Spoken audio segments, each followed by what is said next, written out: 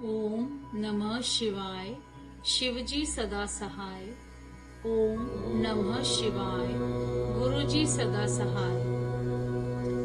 पृथ्वी आदि से निर्मित देव प्रतिमाओं के पूजन की विधि, उनके लिए नैवेद्य का विचार, पूजन के विभिन्न उपचारों का फल, विशेष मास, वार, तिथि एवं नक्षत्रों के योग में पूजन का विशेष फल तथा लिंग के वैज्ञानिक स्वरूप का विवेचन। ऋषियों ने कहा, साधु शिरोमणि, अब आप पार्थिव प्रतिमा की पूजन का विधान बताइए, जिससे समस्त अभीष्ट वस्तुओं की प्राप्ति होती है। सूजी बोले, महर्षियों, तुम लोगों ने बहुत उत्तम बात पूछी है। पार्थिव प्रतिमा का पूजन सदा संपूर्ण मनोरथों को देने वाला है तथा दुख का तत्काल निवारण करने वाला है। मैं उसका वर्णन करता हूँ, तुम लोग उसको ध्यान देकर सुनो। पृथ्वी आदि की बनी हुई देव प्रतिमाओं की पूजा इस भूतल पर अभीष्टदायक मानी गई है। निश्चय ही इसमें पुरुषों का और स्त्रियों का भी अधिकार है। नदी, पोखरे अथवा कुएं में प्रवेश करके पानी के भीतर से मिट्टी ले आए, फिर गंध चूर्ण के द्वारा उसका संशोधन करें, शुद्ध मंडप में रखकर उसे महीन पीसे और साने। इसके बाद हाथ से प्रतिमा बनाएं और दूध से उसका सुंदर संस्कार करें। उस पर प्रतिमा में अंग प्रत्यंग अच्छी तरह प्रकट हुए हो तथा वह सब प्रकार के अस्त्र शस्त्रों से संपन्न बनाई गई हो। तदंतर उसे पाद्यासन पर स्थापित करके आदर पूर्वक उसका पूजन करें। गणेश, सूर्य, विष्णु, दुर्गा और शिव की प्रतिमा का, शिव का एवं शिवलिंग का द्विज को सदा पूजन करना चाहिए। षोडशोपचार पूजन जनित फल की सिद्धि के लिए 16 उपचारों द्वारा पूजन करना चाहिए। पुष्प से प्रोक्षण और मंत्र पाठ पूर्वक अभिषेक करें। अग्नि के चावल से नैवेद्य तैयार करें। सारा नैवेद्य एक कुंडम होना चाहिए।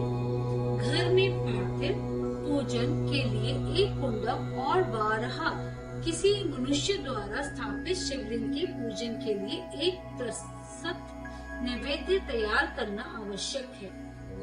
ऐसा जानना चाहिए, देवताओं द्वारा स्थापित शिवलिंग के लिए 3 सेर नैवेद्य अर्पित करना उचित है और स्वयं प्रकट हुए स्वयंभू लिंग के लिए 5 सेर। ऐसा करने पर पूर्ण फल की प्राप्ति समझनी चाहिए। इस प्रकार सहस्त्र बार पूजा करने से द्विज सत्य लोक को प्राप्त कर लेता है। 12 उंगल चौड़ा, इससे दूना और 1 उंगल अधिक अर्थात 25 उंगल लंबा तथा 15 उंगल चौड़ा जो लोहे या लकड़ी का बना हुआ पात्र होता है, उसे विद्वान पुरुष शिव कहते हैं। उसका 8वां भाग प्रस्थ कहलाता है, जो 4 कुंडव के बराबर माना गया है।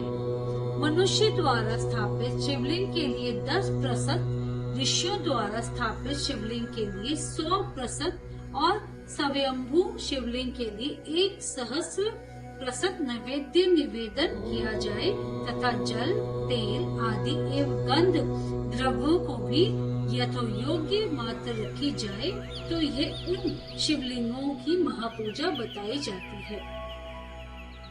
देवता का अभिषेक करने से आत्मा शुद्ध होती है, गंध से पुण्य की प्राप्ति होती है, नैवेद्य लगाने से आयु बढ़ती और तृप्ति होती है, धूप निवेदन करने से धन की प्राप्ति होती है, दीप दिखाने से ज्ञान का उदय होता है और तांबूल समर्पण करने से भोग की उपलब्धि होती है। इसीलिए स्नान आदि 6 उपचारों को यत्न पूर्वक अर्पित करें।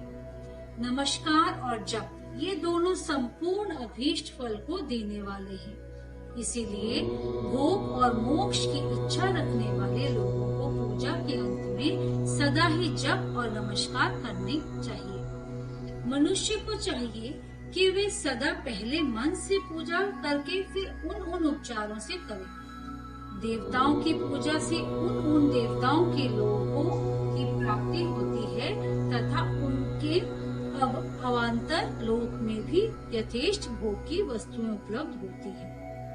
अब मैं देव पूजा से प्राप्त होने वाले विशेष फलों का वर्णन करता हूँ। द्विजो, तुम लोग श्रद्धा पूर्वक सुनो। विघ्नराज गणेश की पूजा से भूलोक में उत्तम अभीष्ट वस्तु की प्राप्ति होती है। शुक्रवार को श्रावण और भाद्रपद मास के शुक्ल पक्ष की चतुर्थी को और पौष मास के शतभिषा नक्षत्र के आने पर विधि पूर्वक गणेश जी की पूजा करनी चाहिए। 100 या सहस्त्र दिनों में 100 या सहस्त्र बार पूजा करें। देवता और अग्नि में श्रद्धा रखते हुए किया जाने वाला उनका नित्य पूजन मनुष्य को पुत्र एवं अभीष्ट वस्तु प्रदान करता है। वह समस्त पापों का शमन तथा भिन्न भिन्न दुष्कर्मों का विनाश करने वाला है। विभिन्न वारों में की हुई शिव आदि की पूजा को आत्म शुद्धि प्रदान करने वाली समझना चाहिए। वार या दिन, तिथि, नक्षत्र और योगों का आधार है। समस्त कामनाओं को देने वाला है। उसमें वृद्धि और क्षय नहीं होता, इसीलिए उसे पूर्ण ब्रह्म स्वरूप मानना चाहिए। सूर्योदय काल से लेकर सूर्योदय काल आने तक एक वार की तिथि मानी गई है, जो ब्राह्मण आदि सभी वर्णों के कर्मों का आधार है। विहित तिथि के पूर्व भाग में की हुई देव पूजा मनुष्य को पूर्ण भोग प्रदान करने वाली होती है। यदि मध्य के बाद तिथि का आरंभ होता है तो रात्रि युक्त तिथि का पूर्व भाग पितरों के श्राद्ध आदि कर्मों के लिए उत्तम बताया जाता है। ऐसी तिथि का पर भाग ही दिन से युक्त होता है, अतः वही देव कर्म के लिए प्रशस्त माना गया है। यदि मध्य काल तक तिथि रहे तो उदय व्यापिनी तिथि को ही देव कार्य में ग्रहण करना चाहिए। इसी तरह शुभ तिथि एवं नक्षत्र आदि ही देव कार्य में ग्रहण होते हैं। वार आदि का भली भांति विचार करके पूजा और जप आदि करने चाहिए। वेदों में पूजा शब्द के अर्थ की इस प्रकार योजना की गई है। पूजायते अनेन इति पूजा। ये पूजा शब्द की व्युत्पत्ति है। पूर्ण का अर्थ है भोग और फल की सिद्धि। वह जिस कर्म से संपन्न होती है उसका नाम पूजा है। मनोवांछित वस्तु तथा ज्ञान, ये ही अभीष्ट वस्तुएं हैं। सकाम भाव वाले को अभीष्ट भोग अपेक्षित होता है और निष्काम भाव वाले को अर्थ परमार्थिक ज्ञान। ये दोनों ही पूजा शब्द के अर्थ हैं। इनकी योजना करने से ही पूजा शब्द की सार्थकता है। इस प्रकार लोक और वेद में पूजा शब्द का अर्थ विख्यात है। नित्य और नैमित्तिक कर्म कालांतर में फल देते हैं, किंतु काम्य कर्म का यदि भली भांति अनुष्ठान हुआ हो तो वह तत्काल फलद होता है। प्रतिदिन एक पक्ष, एक मास और एक वर्ष तक लगातार पूजन करने से उन कर्मों की फल की प्राप्ति होती है और उनसे वैसे ही पापों का क्रमशः क्षय होता है। प्रत्येक मास के कृष्ण पक्ष की चतुर्थी तिथि को की हुई महागणपति की पूजा एक पक्ष के पापों का नाश करने वाली और एक पक्ष तक उत्तम भोग रूपी फल देने वाली होती है। चैत्र मास में चतुर्थी की हुई पूजा एक मास तक किए गए पूजन का फल देने वाली होती है और जब सूर्य सिंह राशि पर स्थित हो उस समय भाद्रपद मास की चतुर्थी को की हुई गणेश की पूजा एक वर्ष तक मनोवांछित भोग प्रदान करती है। ऐसा जानना चाहिए, श्रावण मास के रविवार को हस्त नक्षत्र से युक्त सप्तमी तिथि को तथा माघ शुक्ल सप्तमी को भगवान सूर्य का पूजन करना चाहिए। ज्येष्ठ तथा भाद्रपद मास के बुधवार को श्रवण नक्षत्र से युक्त द्वादशी तिथि को तथा केवल द्वादशी को भी किया गया भगवान विष्णु का पूजन अभीष्ट संपत्ति को देने वाला माना गया है। श्रावण मास में की जाने वाली श्री हरि की पूजा अभीष्ट मनोरथ और आरोग्य प्रदान करने वाली होती है।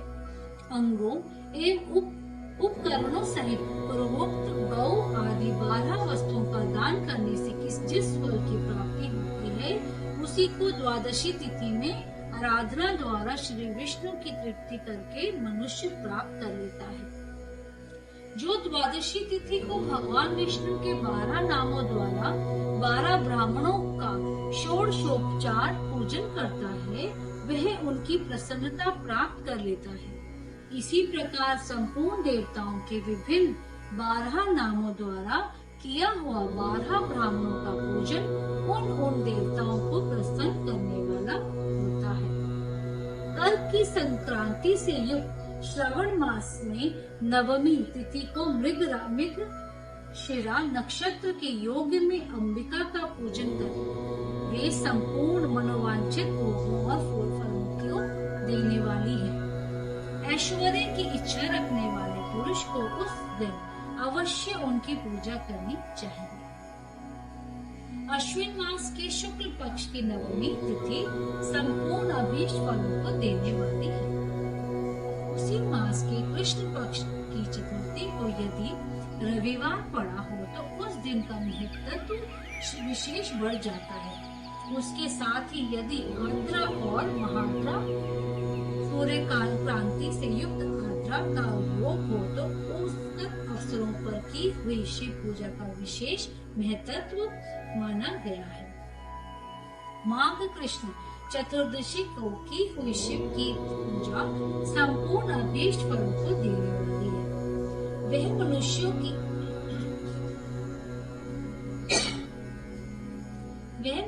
की आयु बढ़ाती, मृत्यु कष्ट को दूर हटाती और समस्त सिद्धियों की प्राप्ति करती है। ज्येष्ठ मास में चतुर्दशी को यदि महाद्रा का योग हो अथवा माघ शीर्ष मास में किसी भी तिथि को यदि आद्रा नक्षत्र हो तो वह अवसर पर विभिन्न वस्तुओं की बनी हुई मूर्ति के रूप में शिव को जो 16 उपचारों से पूजा करता है उस पुण्य आत्मा के चरणों का दर्शन करना चाहिए। भगवान शिव की पूजा मनुष्यों को भोग और मोक्ष देने वाली है, ऐसा जानना चाहिए। कार्तिक मास में प्रत्येक वार और तिथि आदि में महादेव जी की पूजा का विशेष महत्व है। कार्तिक मास आने पर विद्वान पुरुष दान, तप, होम, जप और नियम आदि के द्वारा समस्त देवताओं का षोडशोपचारों से पूजन करें। उस पूजन में देव प्रतिमा, ब्राह्मण तथा मंत्रों का उपयोग अवश्य करें। ब्राह्मणों को भोजन कराने से भी वह पूजन कर्म संपन्न होता है। पूजक को चाहिए कि वह कामनाओं को त्याग कर पीड़ा रहित हो देवाराधना में तत्पर रहे। कार्तिक मास में देवताओं का यजन पूजन समस्त भोगों को देने वाला, व्याधियों को हर लेने वाला तथा भूतों और ग्रहों का विनाश करने वाला है। कार्तिक मास के रविवारों को भगवान सूर्य की पूजा करने और तेल तथा सूती वस्त्र देने से मनुष्यों के कोढ़ आदि रोगों का नाश होता है। हरे, काली मिर्च, वस्त्र और खीरा आदि का दान और ब्राह्मणों की प्रतिष्ठा करने से क्षय के रोग का नाश होता है। दीप और सरसों के दान से मिर्गी का रोग मिट जाता है। कृतिका नक्षत्र से युक्त सोमवार को किया हुआ शिव जी का पूजन मनुष्यों के महान दरिद्र को मिटाने वाला और संपूर्ण संपत्तियों को देने वाला है।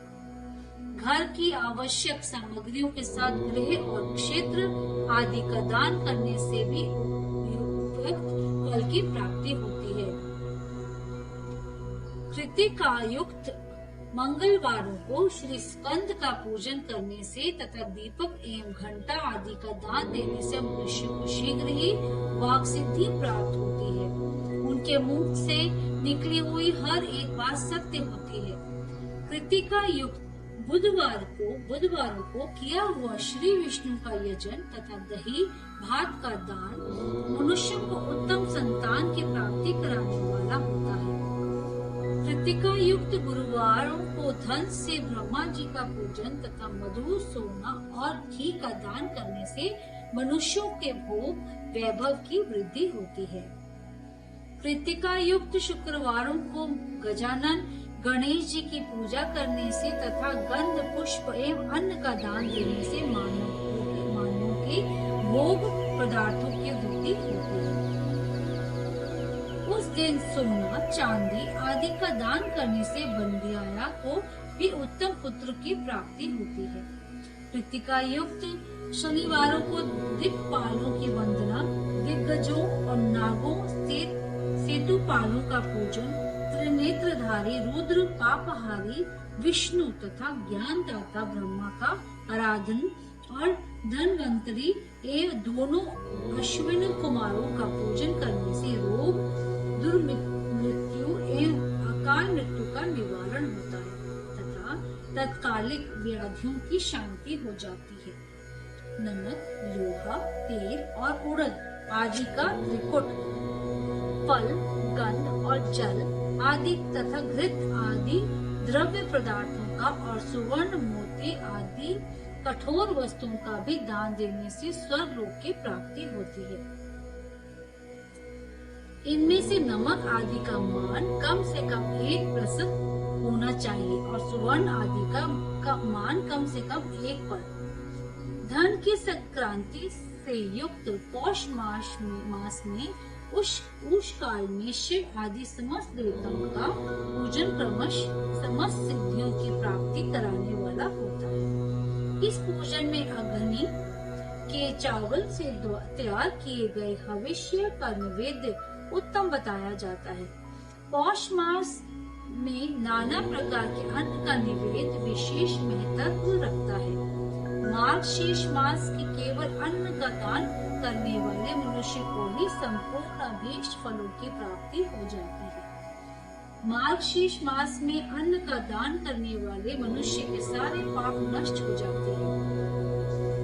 वे अभीष्ट सिद्धि, आरोग्य, धर्म, वेद का सम्यक ज्ञान, उत्तम अनुष्ठान का फल इहलोक और परलोक में महान हो, अंत में सनातन योग तथा वेदांत ज्ञान की सिद्धि प्राप्त कर लेता है। जो भोग की इच्छा रखने वाला है वह मनुष्य मार्गशीर्ष मास आने पर कम से कम 3 दिन भी उस काल में अवश्य देवताओं का पूजन करे और पौष मास को पूजन से खाली न जाने। उस काल से लेकर संगम काल तक ही पौष मास में पूजन का विशेष महत्व बताया गया है। पौष मास में पूरे महीने भर जितेंद्रिय और निराहार रहकर द्विज प्रातः काल से मध्य काल तक वेद माता गायत्री का जप करें।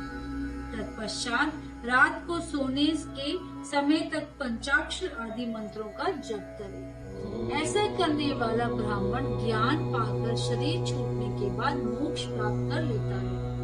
द्विजेत्र नर नारियों को त्रिकाल स्नान और पंचाक्षर मंत्र के ही निरंतर जप से विशुद्ध ज्ञान प्राप्त हो जाता है। इष्ट मंत्रों का सदा जप करने से बड़े पापों का भी नाश हो जाता है। सारा चराचर जगत बिंदु नाद स्वरूप है, बिंदु शक्ति है और नाद शिव है। इस तरह यह जगत शिव शक्ति स्वरूप ही है। नाद बिंदु का और बिंदु इस जगत का आधार है।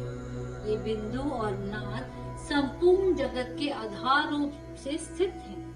बिंदु और नाद से युक्त सब कुछ शिव स्वरूप है, क्योंकि वही सबका आधार है। आधार में ही अध्यय का समावेश अथवा लय होता है। यही सकलीकरण है। इस सकलीकरण की स्थिति से ही सृष्टि काल में जगत का प्रादुर्भाव होता है। इसमें संशय नहीं है। शिवलिंग बिंदु नाद स्वरूप है, अतः उसे जगत का कारण बताया जाता है। बिंदु देव है और नाद से इन दोनों का संयुक्त रूप ही शिवलिंग कहलाता है। अतः जन्म के संकट से छुटकारा पाने के लिए शिवलिंग की पूजा करनी चाहिए।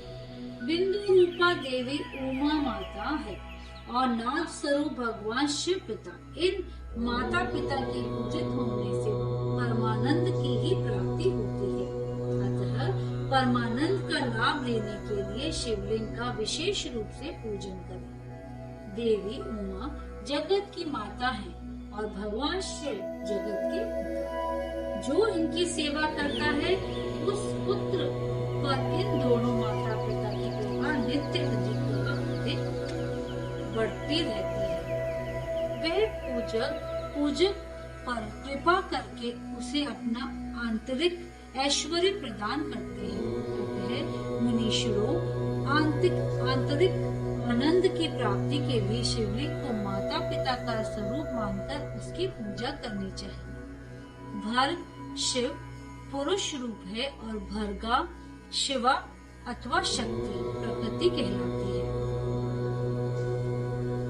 अव्यक्त आंतरिक अधिष्ठान रूप गर्भ को पुरुष कहते हैं और सुव्यक्त आंतरिक अधिष्ठान भूत गर्भ को प्रकृति। पुरुष आदि गर्भ है, वह प्रकृति रूप गर्भ से युक्त होने के कारण गर्भवान है, क्योंकि वही प्रकृति का जनक है। प्रकृति में जो पुरुष का संयोग होता है, यही पुरुष से उसका प्रथम जन्म कहलाता है। अव्यक्त प्रकृति से महत्ववादी के क्रम से जो जगत का व्यक्त होना है, यही उस प्रकृति का द्वितीय जन्म कहलाता है।